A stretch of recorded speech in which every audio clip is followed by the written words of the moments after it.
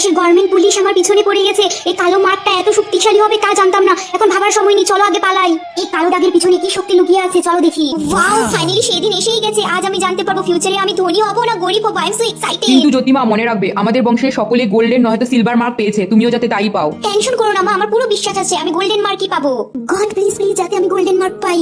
এ কি কালো mark? Black mark কোনো স্পেশাল মার্ক নাকি মা? Special my food. এটার মানে হলো তোমাকে কেউ অসম্মান অপমান বুলি করলে তুমি শুধু কয়লাই আর্ন করতে পারবে। এত জঘন্য মার্ক আমাদের বংশে কেউ পায়নি, তার মানে আজীবন তোমার বোঝা আমাদের বইতে হইবে। মা আমি স্কুল যাচ্ছি। হ্যাঁ যাও, স্কুল পড়াশোনা করেও বা কি করবে, ফিউচারে তো কয়লা বেচে তোমার জীবন যাপন করতে হবে।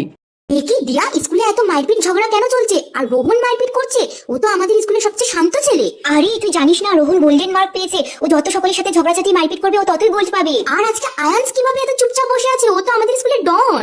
আর আয়াংশ গোল্ড মার্ক পেয়েছে, ও আজকে যত শান্ত থাকবে তত গোল্ড পাবে। বাহ, আজকে তো স্কুলে অনেক মজা আসবে। কিন্তু তুই তো কালো মার্ক পেয়েছিস, তার মানে তুই কয়লা পাচ্ছিস। ওই সকলে কোথায় আছে দেখ দেখ। যদি না কালো মার্ক পেয়েছে ওকে সকলে অপমান করি, ওর পুরো স্টোরেজ কয়লাতে ভরিয়ে দিই।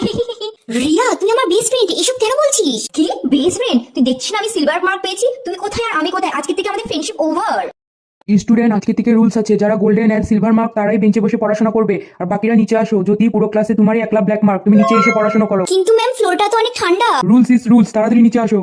এই ব্ল্যাক মার্ক পাওয়াটা কি এতই খারাপ? আমি ঘরে এসে পড়েছি। এ কি তোমার হাতে মুখে শরীরে এত কয়লা কেন লেগে আছে? কি বলবো মা, স্কুলে আমাকে সকলে এত অসম্মান অপমান বুলি করেছে না, আমার কয়লাতে স্টোরেজ ফুল হয়ে গেছে গিয়ে। তোমার ভাগ্যটাই খারাপ ছিল তাই তুমি কয়লা পেয়েছো। না গো, আমাদের মেয়ের ভাগ্য খারাপ নয়, এক্ষুনি আমি খবর পেয়েছি।